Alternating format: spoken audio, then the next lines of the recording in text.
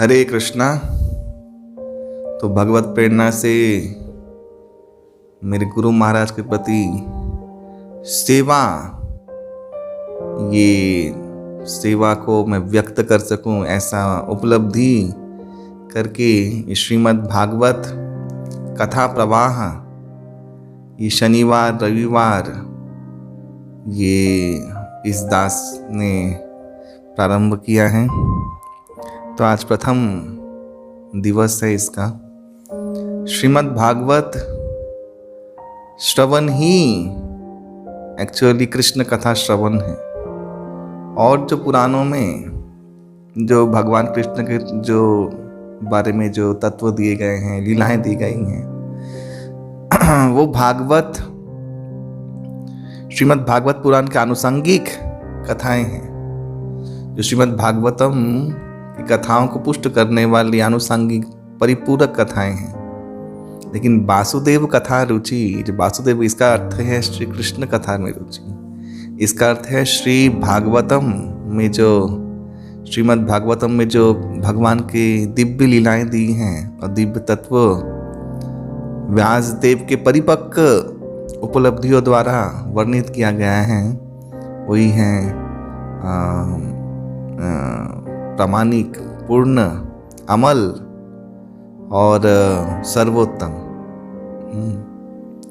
तो वासुदेव कथा इसका सर्वोत्तम वर्णन श्रीमद् भागवतम में हुआ है। तो आज से हम लोग ये श्रीमद् भागवतम कथा प्रवाह शुरू कर रहे हैं। भगवान की जब तक इच्छा रहे, जब तक इस दास को सामर्थ्य मिले, तब तक इच्छा तो है आगे करने की। अभी देखते हैं भगवान के हाथों में है। होम अज्ञान तिमिरान्धस्य ज्ञानाञ्जनशलाकयाः चक्षुरुन्मीलितं येन तस्मै श्रीगुरवे नमः। श्रीचैतन्यमनोभीष्टं स्थापितं येन भूतले स्वयं रूपकदा मह्यं ददाति स्वपदान्तिकं। वन्देऽहं श्रीगुरु श्रीयुतपदकमलं श्रीगुरून् वैष्णवांश च। श्रीरूपं साग्रजातं सगन रघुनाथान्वितं तं सजीवं साद्वैतं सावधूतं परिजनसहितं कृष्ण चैतन्यदेवं श्रीराधाकृष्ण पादान् सहगन ललिता श्रीविशाखान्वितांश्च। नमयों विष्णुपादाय कृष्णप्रेष्ठाय भूतले श्रीमते जयपताका स्वामिन् इति नामिने। नमः आचार्यपादाय निताय कृपप्रदायिने गौरकथाधामोदाय नवग्रामतारिणे। नमयों विष्णुपादाय कृष्णप्रेष्ठाय भूतले श्रीमते भक्तिवेदांत स्वामिन् इति नामिने। नमस्ते सारस्वते देवे श्रीगौरवाणी प्रचारिणे निर्विशेष शून्यवादी पाश्चात्यदेशतारिणे। वाञ्छाकल्पतरुभ्यस्य कृपा सिन्धुभ्य एव च पतितानां पावनेभ्यो वैष्णवेभ्यो नमो नमः। नमो महावदन्नाय कृष्ण प्रेम प्रदायते कृष्णाय कृष्ण चैतन्य नाम्ने गौरत्विषे नमः। हे कृष्ण करुणा सिंधु दीनबंधु जगत्पते गोपेश गोपिकान्तो राधाकान्तो नमस्तुते। तप्त कांचन गौरांगी राधे वृंदावनेश्वरी वृषभानुसुते देवी प्रणमामि हरिप्रिये। जय श्री कृष्ण चैतन्य प्रभु नित्यानंद श्री अद्वैत गदाधर श्रीवासादि गौर भक्त वृंद। हरे कृष्ण कृष्ण कृष्ण हरे हरे, हरे राम राम राम हरे हरे। मुखं करोति वाचालं पंगुं लंघयते गिरिं यत्कृपातमहं वन्दे श्रीगुरुं दिनतारिणं श्रीचैतन्यं ईश्वरं श्रीपरमानन्दमाधवम्। ॐ जन्मादियस्य यतःन्यातितरस्सर्तेषु विघ्नस्वराट् तेन ब्रह्महृदयादिकवये मुह्यन्ति तत्सूरयः।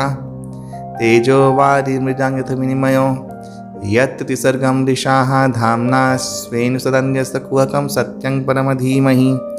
नाम संकीर्तनं यस्य सर्वपापप्रणाशनं प्रणामो दुःखशमनस्तं नमामि हरिं परं।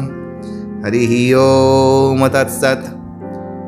ओम नमो भगवते वासुदेवाय। ओम नमो भगवते वासुदेवाय। ओम नमो भगवते वासुदेवाय। नारायणं नमस्कृत्यं नरं चैव नरोत्तमं देवीं सरस्वतीं व्यासं ततो जयमुदीरयेत् नष्टप्रायेषु भद्रेषु नित्यं भागवत सेवया भगवती उत्तमश्लोके भक्तिर्भवति नैष्टिकी।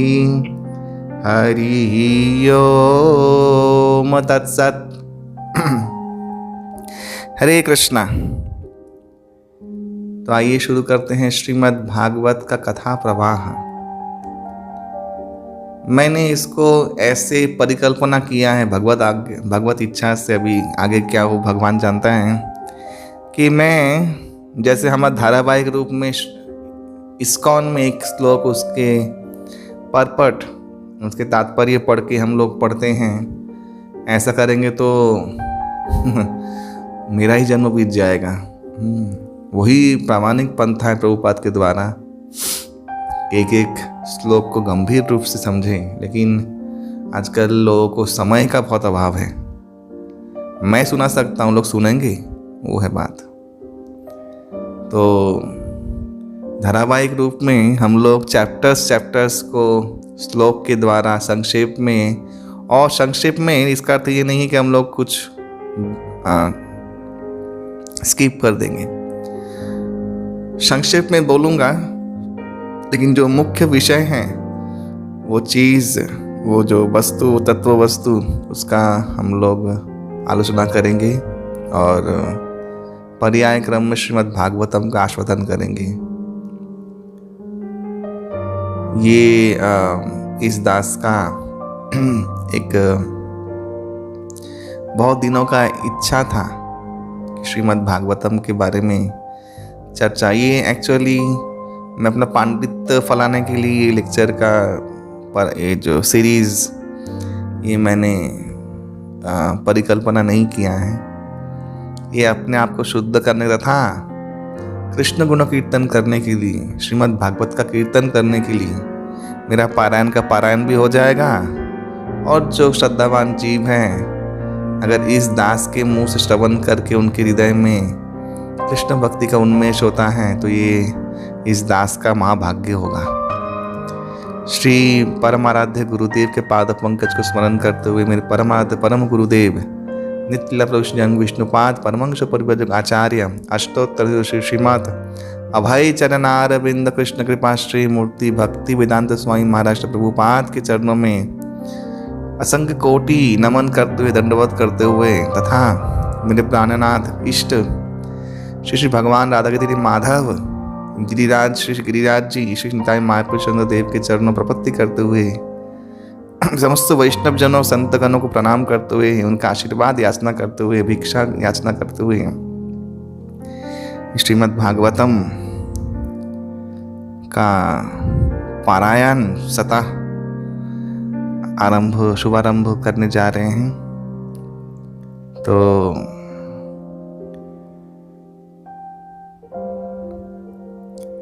मैं सभी विभूति तथा समस्त ऋषिगण, समस्त संतगणों के चरण प्रपत्ति करते हुए आशीर्वाद याचना करता हूँ, ताकि मेरे शुद्ध बुद्धि द्वारा श्रील प्रभुपाद की जो शुद्ध व्याख्या है, उसके अनुगत होकर ही ये श्रीमद् भागवतम का मैं कथा का प्रवाह मैं उद्यापन कर सकूं। यही इस दास की विनम्र प्रार्थना है। आप सभी लोग अपने वैष्णव गुण से अगर इस दास से कोई त्रुटि होती है तो क्षमा कीजिएगा अवश्य ही। हरे कृष्णा। हरि ओम। श्रीमन नारायण। हरे कृष्णा। तो श्रीमद् भागवतम ये ग्रंथ मध्यकालीन द्वापर के अंत में इसको लिपिबद्ध किया गया भगवान व्यास देव के शिष्यों के द्वारा। उससे पहले ये श्रुति रूप में था। सुन के व्यासदेव ने सुनाया तो सुखदेव गोस्वामी पाद ने ये सुनकर फिर परीक्षित महाराज को सुनाया। हाँ।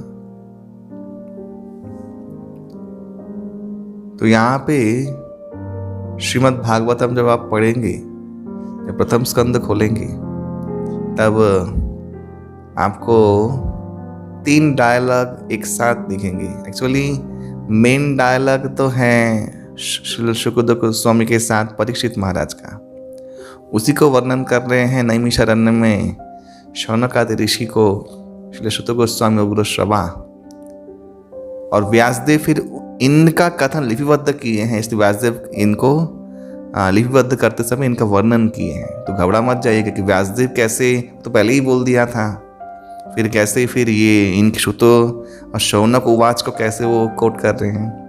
लिपिबद्ध करते समय ये तब वहाँ पे कोट कर रहे हैं कि फिर ये कथा पुनः शुकदेव गोस्वामी पाद शुकदेव गोस्वामी के द्वारा सुन के नैमिषारण्य में शौनक आदि ऋषियों को ये कथा सुना रहे हैं।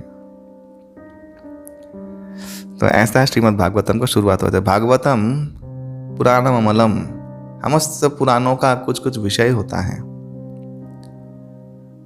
भागवतम के 10 विषय 2, 10, 1 श्रीमद् भागवतम में वर्णन किया गया है। अत्र सर्गो विसर्गस्य स्थान पोषणमूतया मन्वंतरे शानुकथा निरोधो मुक्तिनाश्रया। ये श्रीमद् भागवतम के 10 विषय हैं। अत्र सर्ग विसर्ग, सर्ग विसर्ग क्या है?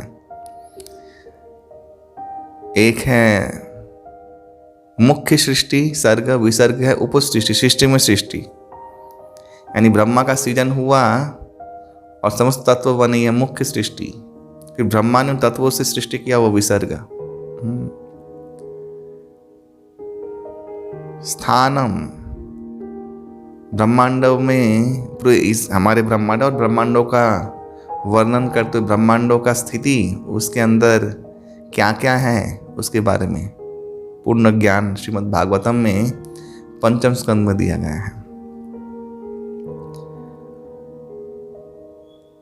पोषणम, भगवान की भक्ति के द्वारा, भगवान के चरणों में अर्पित शुद्धा भक्ति के द्वारा भक्तों का जो पुष्टि लाभ होता है, तुष्टि पुष्टि खुदा पाया अनुघासम, भक्ति परेशान भव, तो इत्यादि वाक्यों के द्वारा भक्ति का पोषण, भक्ति के द्वारा जीवात्मा का सर्वोच्च पोषण होता है, ये व्याख्या करना। दूसरा नेक्स्ट वो है ऊतय, कर्म वासना।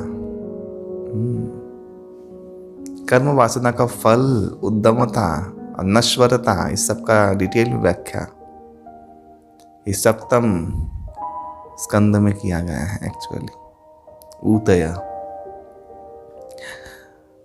स्थान पोषण, मन्वंतर ईशानु कथा, मन्वंतर ईशानु कथा, मन्वंतर 8म स्कंध 9वां स्कंध, मन्वंतर कथा, ईशानु कथा, भगवान ईशानु कथा माने भगवान ईश्वर, ईश्वरियों की कथा।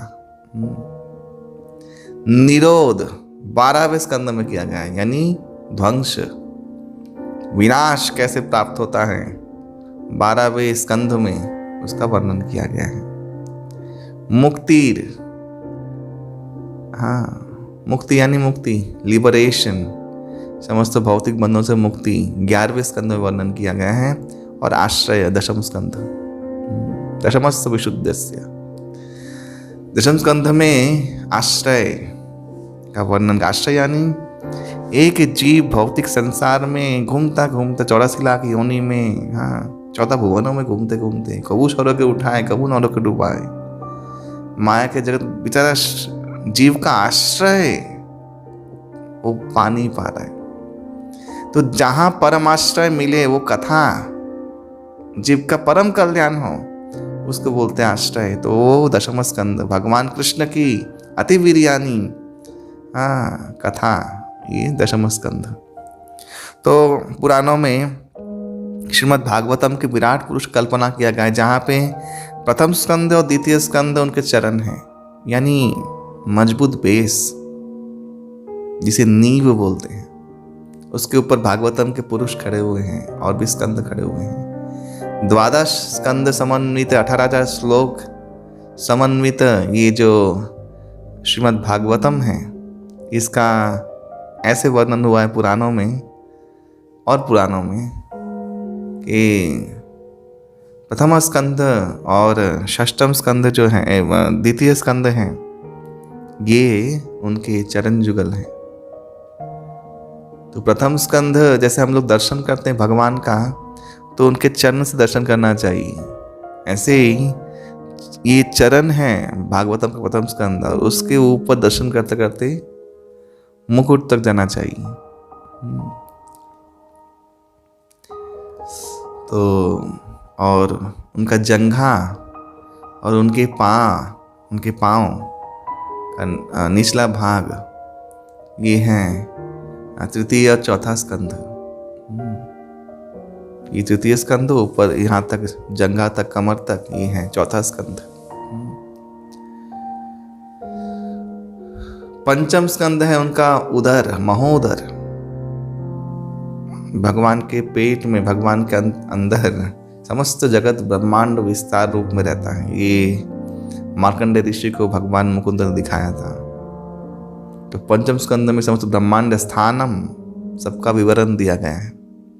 तो ब्रह्मांड भगवान के, समस्त जगत अनंत कोटि ब्रह्मांड नायक भगवान उनके उदर में ही समस्त ब्रह्मांडों का प्रतिपालन करते हैं। तो इसलिए उदर उनका है पंचम स्कंध। और लेन देन हाथ से होता है, इसको देना, इससे लेना, ये सब कर्म वासना, कर्म क्रिया हाथ से होता है।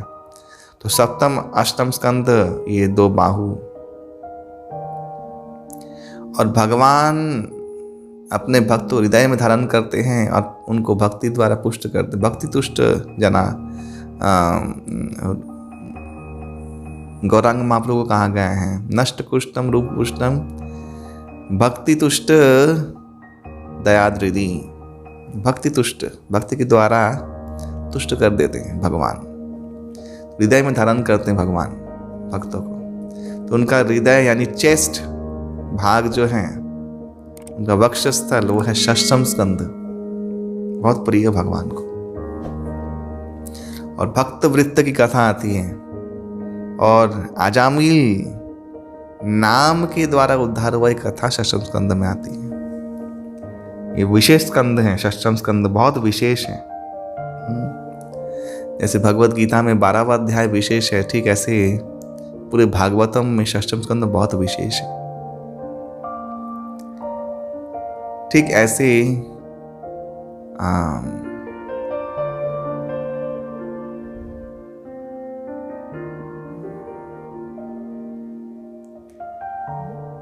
भगवान अष्टम स्कंध की लास्ट में, नवम स्कंदम के अंत में समस्त ईशानु कथा और समस्त राजाओं का वर्णन करते हुए 2 वंशों में लेके आते हैं कथा को, चंद्र और सूर्य वंश। तो 2 वंशों में, समस्त वंशों का कथा बोलते हुए 2 वंशों में लेके आते हैं।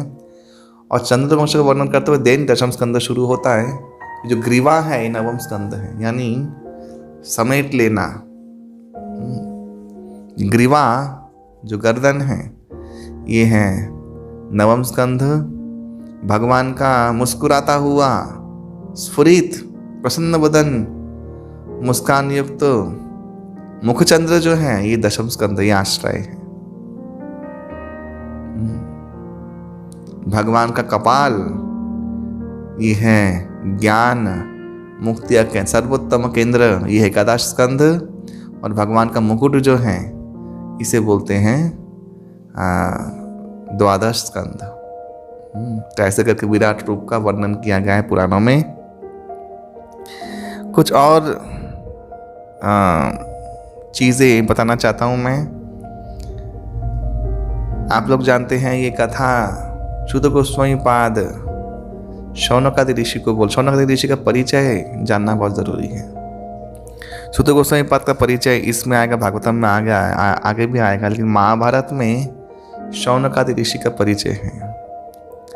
शौनक ऋषि ब्रह्मर्षियों में से एक हैं और एक मनवंतर में वे सप्तर्षि में से एक होते हैं। ये सामान्य ऋषि नहीं है, शौनक ऋषि। गृत समद शूनक ऋषि के पुत्र होने के कारण, विष्णु पुराण के अनुसार गृत समद शूनक ऋषि के पुत्र होने के कारण उनका नाम शौनक ऋषि पड़ा। ऋग्वेद के पंचक्रमणिका, ऋग विधान, बृहद देवता इत्यादि ऋग संहिता के द्वारा जो भी रचनाएं की हैं शौनक ऋषि ने, ये समस्त विद्वान कोविदों द्वारा बहुत ही मान्यगण्य है, माननीय है, सम्मानित है। इनका ये सब प्रणयन, गृह सूत्र, वास्तु सूत्र भी इन्होंने लिखा है शौनक ऋषि ने, गुह्य सूत्र, ये सब सूत्र का भी उन्होंने प्रणयन किया। और महाभारत में लिखा हुआ है, कुलपति में महाभारत में लिखा हुआ एक बताशा, उस समय में उनके 10,000 शिष्य थे और विरक्त शिष्य 10,000। इस शौनक आदि ऋषि माने वो 10,000 शिष्य लेके बैठे हुए हैं। एकदा समस्त जगत कल्याण के हेतु उन्होंने यज्ञ करना चाहा। कहाँ यज्ञ करें जिससे आने वाले कलयुग में या भविष्य में आसुरिक प्रभाव नष्ट हो जाए। तो ब्रह्मा जी ने एक चक्र दिया, एक रथ का पहिया जैसा चक्र दिया। बोले ये स्थान लेके भारत खंड में जाना, भारतवर्ष भारत खंड, और जहां इसका नेमिश यानी इसका परिधि गिर जाए वो स्थान ही तुम्हारा यज्ञ करने का स्थान, परम पवित्र स्थान होगा। वहां अगर तुम यज्ञ करोगे तो समस्त वातावरण में परम वासुदेव सत्व गुण का अणुकणा जो भी है वो एकदम व्याप्त हो जाएंगे और आसुरिक भाव का ह्रास होगा। तो वे गए और जिस क्षेत्र में जाए उस चक्र का नेमिश गिर गया, उस अरण्य क्षेत्र का नाम पड़ा नैमिषारण्य। वो पूरे ब्रह्मांड का केंद्र बिंदु माना गया है शास्त्र के अनुसार। वहां यज्ञ करने से समस्त आसुरिक जो वृत्ति वाले जीवात्माएं हैं उनके आसुरिक प्रभाव, उनकी शक्ति नष्ट होता है और तभी तो जगत कल्याण हो पाएगा।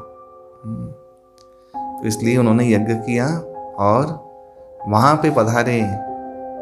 और पुराणों में है रोमहर्षण जी भी वहां कथा कर रहे थे। बलराम जी ने उनको उनके स्पर्धा को देखकर, क्योंकि व्यासासन से उठना एक्चुअली नियम भी नहीं है, लेकिन जेहेतु भगवान बलराम जी आए थे उनको उठना भी जरूरी था। बहुत पुराणों में ये इतिहास मिलता है कि रोमहर्ष ब्राह्मण नहीं थे, सूच जाति के थे।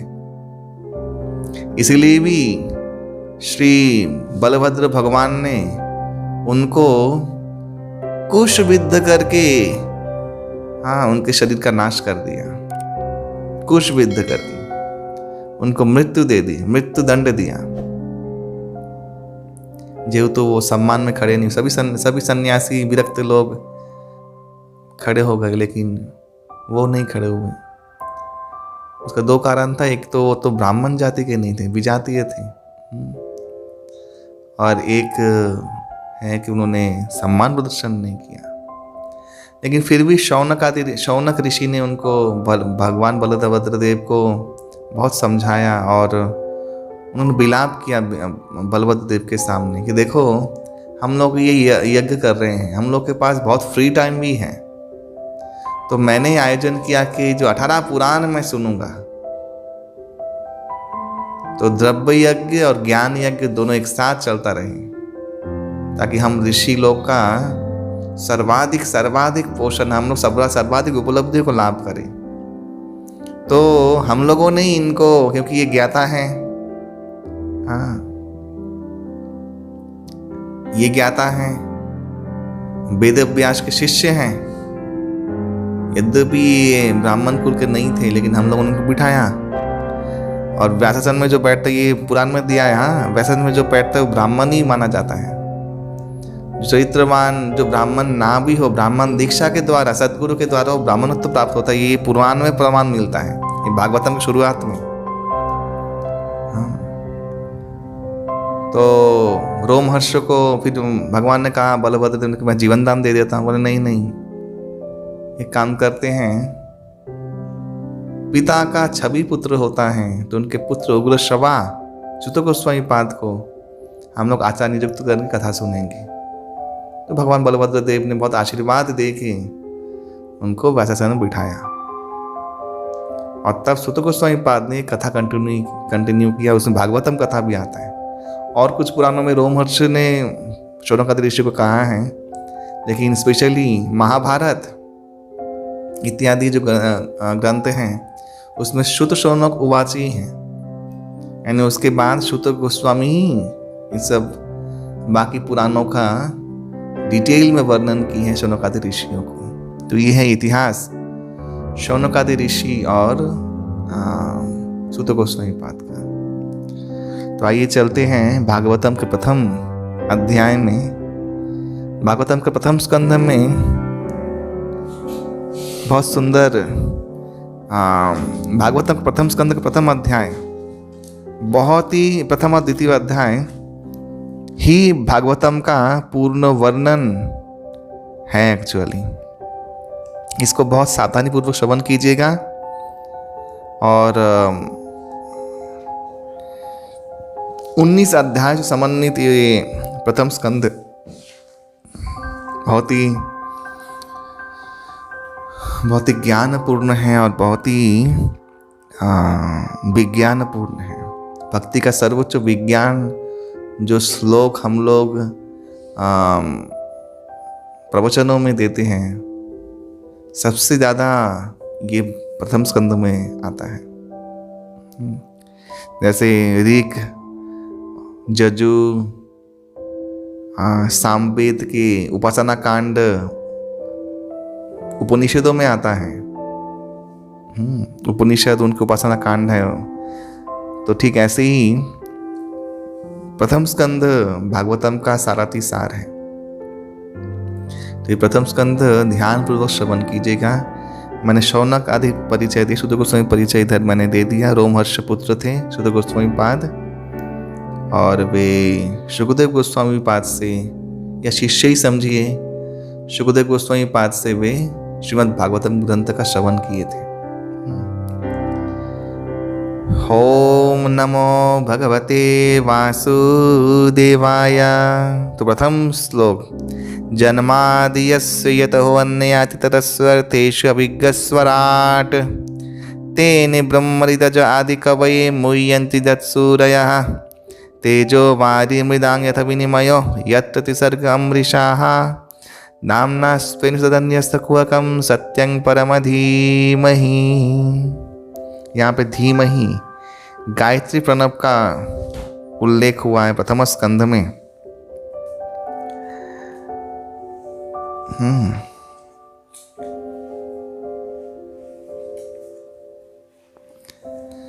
जन्मादियस्य, भगवान को ये कहा गया है जन्म आदि अस्य, जन्मादियस्य, सृष्टि का सृजन, सृष्टि का पालन, सृष्टि का अंत जिससे हो वो भगवान। उनका भगवत्ता को इस श्लोक प्रतिबद्ध किया गया, लिपिबद्ध किया गया है। जतो अन्याद इतरस्य, जो भगवान प्रत्यक्ष और परोक्ष दोनों, प्रत्यक्ष रूप में और परोक्ष रूप में इस संसार का प्रतिपालन करते हैं, वही भगवान। भगवान श्री कृष्ण च अर्थेषु अभिज्ञ स्वराट, वे सृष्टि के समस्त कण कण व्यापी, समस्त चित जड़ के कण कण में व्याप्त होकर उनके अंतरात्मा अंतर्यामी पुरुष है, अभिज्ञ है।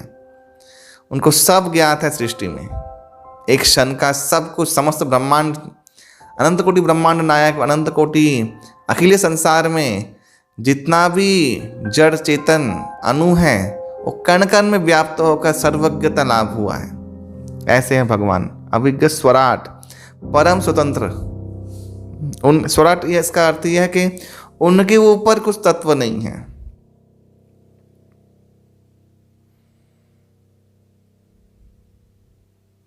न तस्य समस्त वैदिकस्य दृश्यते, उपनिषद कहता है। अरे उनके ऊपर तो छोड़ो, उनका समान कोई नहीं है, ऊपर तो बात की बात है। अभिज्ञ स्वराट, हाँ, यहाँ पे प्रभुपाद ने बहुत सुंदर वर्णन किया है। इधर एक चीज़ बोलना चाहता हूँ, जैसे प्रभुपाद ने उदाहरण दिया है यहाँ पे, जैसे कोई बड़ा इंजीनियर हो, बहुत बड़ा इंजीनियर, तो वो बहुत सारे अपने अंदर लेबर या कुछ भी कार्यकर्ताओं को लेके कुछ मशीन बनाता है। मशीन वो बना रहा है इनडायरेक्टली उनके द्वारा, हाँ, लेकिन वो पूरे मात्रा में इन्वॉल्व है उस मशीन के कल कब्जे जितने भी लगे हुए हैं, पूर्ण ज्ञान है उसको। ऐसा नहीं कि वो पूर्ण ज्ञाता नहीं, वो उन लोग से बना रहा है। ठीक है, ऐसे भगवान परोक्ष और प्रत्यक्ष रूप में इस सृष्टि का सृजन, पालन और संहार करते हैं। तेन ब्रह्महृदय च आदि कवय मुह्यन्ति जत्सूरयः, यही ब्रह्मा जी के हृदय में बैठ के, आदि कवि ब्रह्मा जी के हृदय में बैठ के समस्त वैदिक ज्ञान के स्रोत प्रवाहित करते हैं।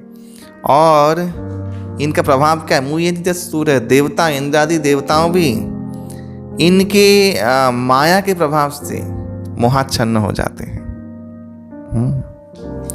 ये प्रथम वैदिक ज्ञान गायत्री के द्वारा ब्रह्मा जी को प्राप्त हुआ, भगवान गरुड़ोक्षाई विष्णु के द्वारा। तेजो वारिमृदां यथा विनिमयो यत्र त्रिसर्गो अमृषाः धाम्ना स्वेन सदा न्यस्तपूर्वकं सत्यं परम धीमहि। उनके प्रभाव से जड़ प्रकृति के 3 गुणों के माध्यम से जो जड़ प्रकृति का प्रकाश होता है वो अलीक है। वो असत्य होने के बाद भी सत्य रूप माने प्रभावित होता है। लगता है तो सत्य है, लेकिन है वो सत्य नहीं। ये भागवतम में दिया गया इसी श्लोक में। जैसे आप लोग नहीं जानते, एक पंचीकरण होता है, 5 तत्व हैं। अभी एक तत्व में हर 4 तत्वों का मिश्रण होता है, तब जाके सृष्टि बनती है। उसे पंचीकरण कहते हैं। यानी जल में भी आग है, मिट्टी है, सब कुछ जल में भी है। जैसे आप सोचिए, सृष्टि का वर्णन मैंने ये समझा कैसे। सबसे सूक्ष्म क्या है? आकाश। आकाश से होता है वायु, वायु से होता है जल, अग्नि, देन पृथ्वी, लास्ट में सबसे स्थूल भाग। हाँ, तो आकाश तो शून्य है, उसमें से कैसे वायु हुआ? वायु से तो और भी हल्का है, उससे कैसे जल हुआ? हाँ, उससे जल से और अग्नि कैसे हुआ? विपरीत चीजें हैं। यही भगवान की शक्तियां हैं जो बुद्धि के बाहर है। तो पंचीकरण प्रक्रिया में हर तत्व में हर 4 तत्वों का निवेश होकर मात्रा में, तो वो उसका उदाहरण मिलता है मरीचिका में। हाँ, मरीचिका जिसे बोलते हैं हम लोग मरुभूमि की मरीचिका, मृग तृष्णा बोलते हैं। क्या बोलते हैं? मृग तृष्णा बोलते हैं, मरीचिका ही बोलते हैं। तो मरीचिका यानी आप किसी डेजर्ट में जाएंगे, कोई मरुभूमि में जाएंगे, तो वहां पे दिखता है पानी है उधर, अरे जलाशय है। जल का आवास होता है मट्टी में। जल है मट्टी में, तभी जाके वो आवास हो रहा है। हाँ, नहीं तो नहीं होता। तो और वहां जाने के बाद दिखता नहीं, तो वो ऐसा। तो ये विशिष्ट तेजो वारिमृदां यथा विनिमयो यत्र त्रिसर्गो अमृषाः। तेजो वारिमृदां, तेज, अग्नि, वारी यानी जल, और मृदांग यानी पृथ्वी तत्व। ये तीनों के विनिमय में जैसे छल उत्पन्न होता है ना, ठीक ऐसे ही त्रिगुण घटित ये संसार दिखता तो बहुत सत्य है, लेकिन वो अलीक है। ये भगवान का दिव्य शक्ति का प्रकाश है। माया शक्ति इतनी दिव्य है। हाँ, जैसे दैवी ये शा गुणमयी मम माया दुरत्तया, दैवी बोला गया भगवान की माया को, दैवी शक्ति है, उन प्रभाव से ये होता है। सत्यवत प्रतिभात होता है जगत का, है वो अलीक। मैं उस भगवान श्री कृष्ण ध्यान सत्यं परम धीमहि, मैं उस सत्य परम सत्य भगवान श्री कृष्ण ध्यान करता हूँ जो अपने धाम में सदा निवास करते, निरस्त कुहकम, समस्त कुहक यानी समस्त मोह, समस्त कुंठाओं से मुक्त होकर परम वैकुंठ में विराज करते हैं, गोलोक वृंदावन गोलोक बिहारी, और नित्य काल विराज करते हैं। मैं उन परम सत्य का ध्यान करता हूँ। तो ये है प्रथम श्लोक, प्रथम श्लोक का व्याख्या। तो ऐसे भगवत ध्यान किया है हाँ आचार्य ने।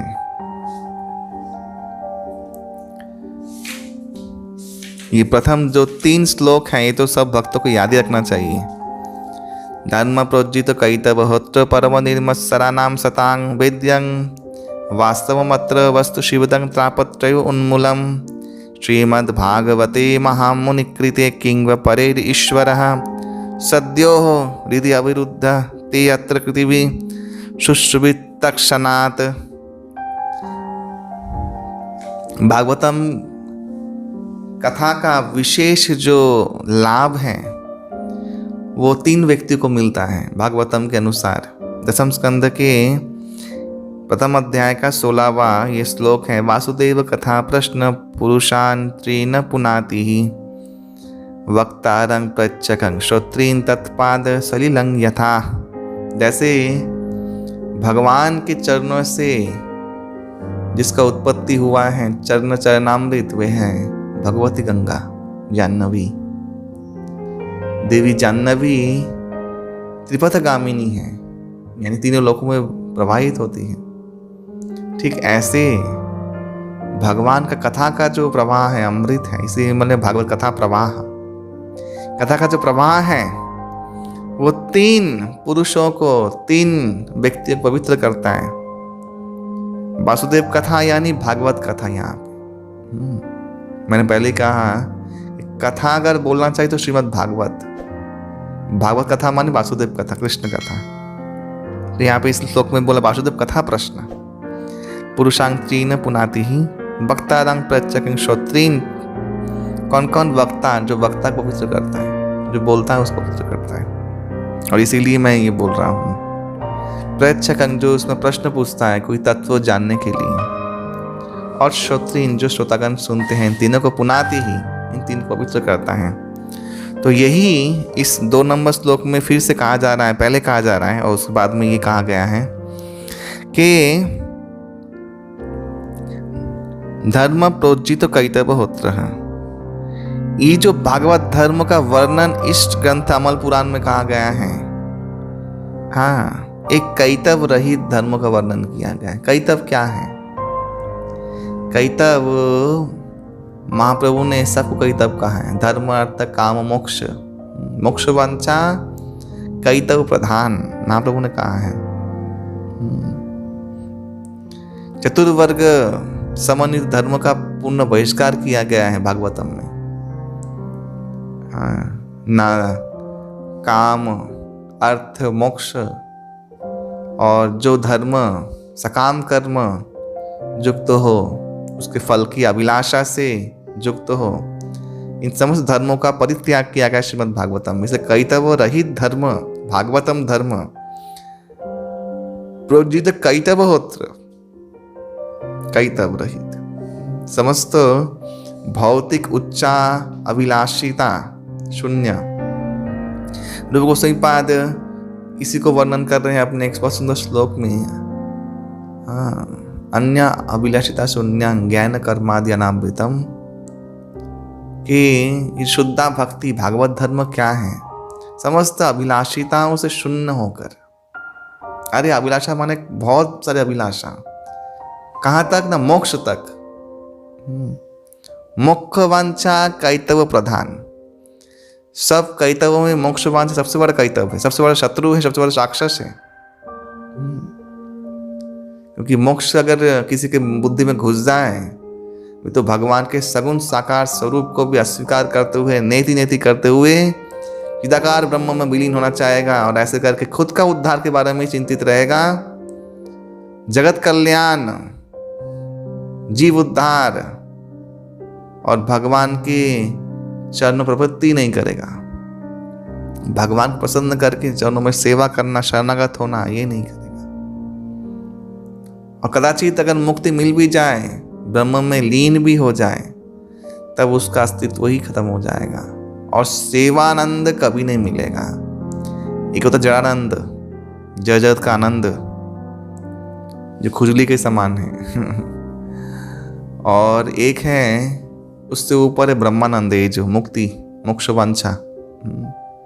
इसमें सिर्फ जगत के दुखों से मुक्ति को मुक्ति कहते हैं। इसका आनंद का यही मीनिंग है। उसके ऊपर है प्रेमानंद, भगवान के शुद्ध भक्ति के द्वारा जो प्रेम उद्भत होता है उसका दिव्य आनंद आत्मा में, प्रसन्न बदनो।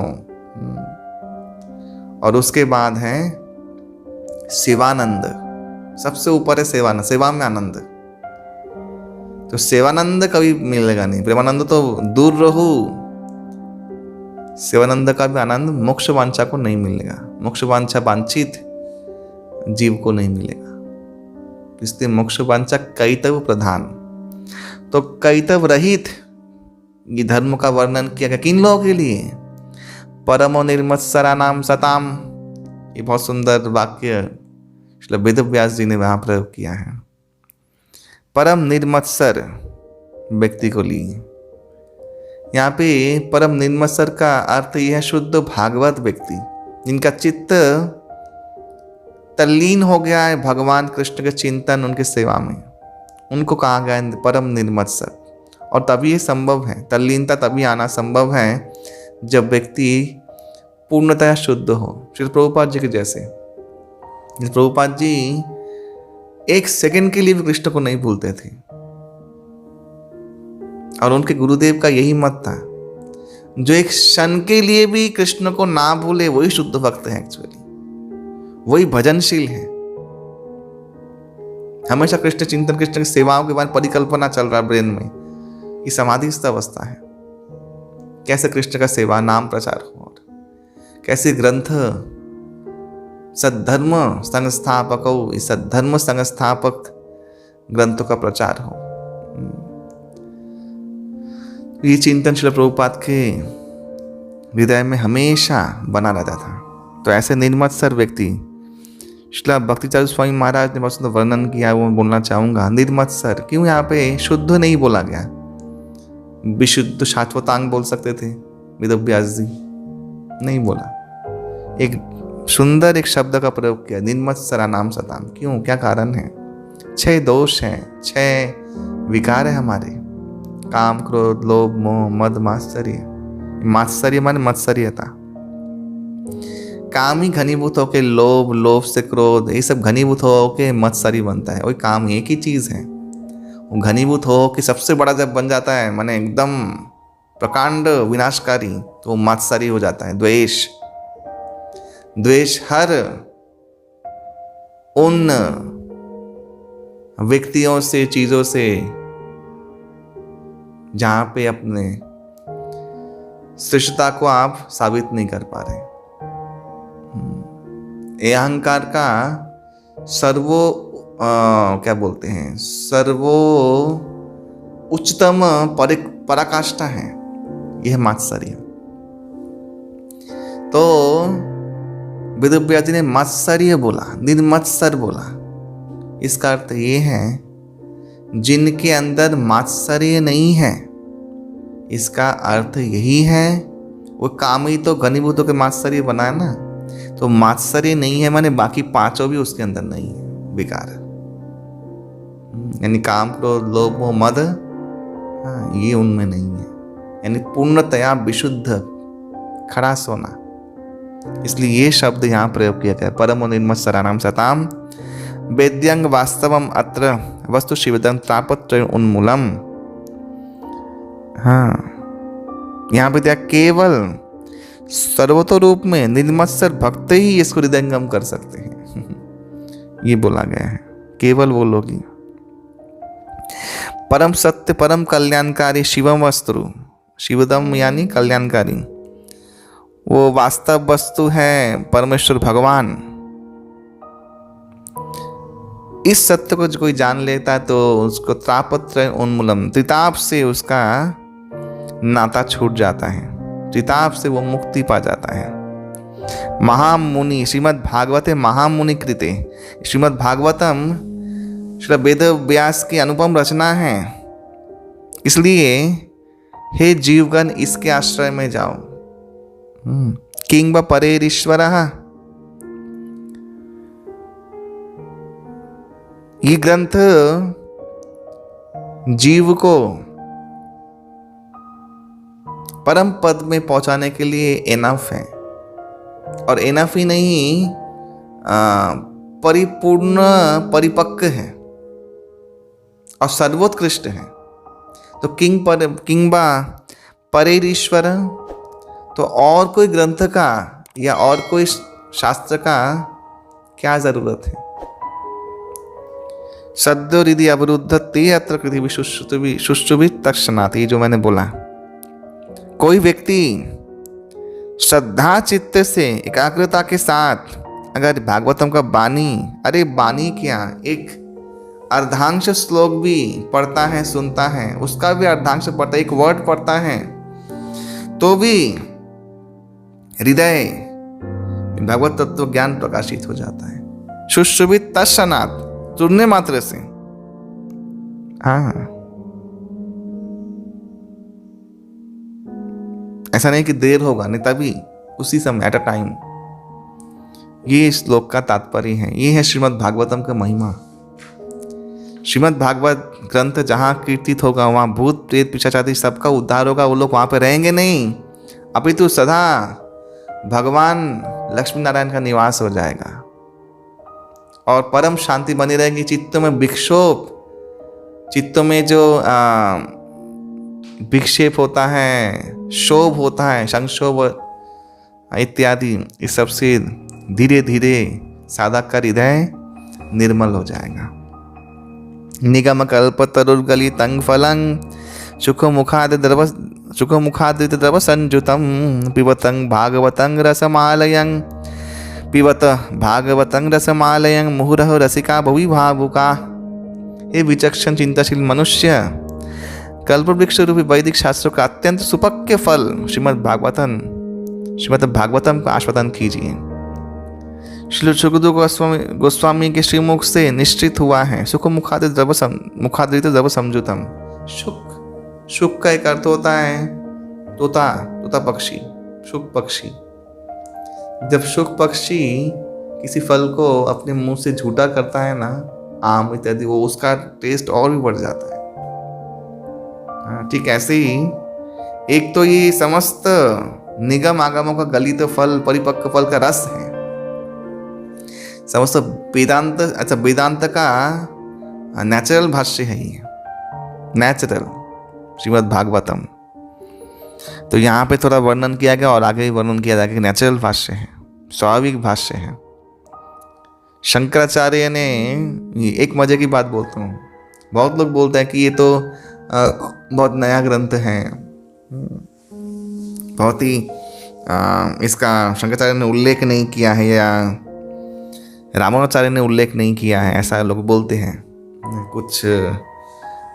और बोलते हैं ना अपने ध्वजाधारी व्यक्ति लोग अपना मत साबित करने के लिए। मजे की बात ये है कि शंकराचार्य के दादा गुरु यानी शंकराचार्य के परम गुरुदेव, उन्होंने अपने ग्रंथ में भागवतम से कोट दिया है। री बोल 2 श्लोक का कोट दिया है अपने ग्रंथ में, अपने लेख में।